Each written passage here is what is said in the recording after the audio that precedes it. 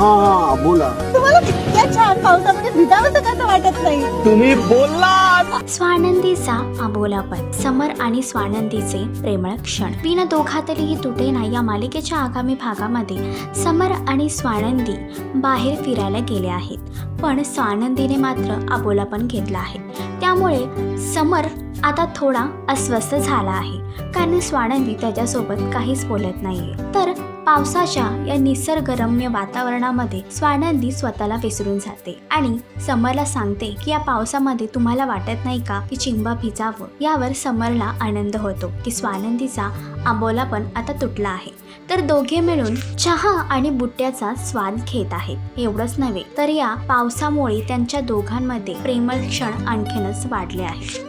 तर तुम्हाला स्वानंदी आणि समर या दोघांमधले हे प्रेमळ क्षण कसे वाटले हे कमेंट करून नक्की सांगा. आणि अशीच अपडेट जाणून घेण्यासाठी तुम्ही आमचं चॅनल डेलीच्या करिश्मात याला लाईक, शेअर आणि सबस्क्राईब नक्कीच करा.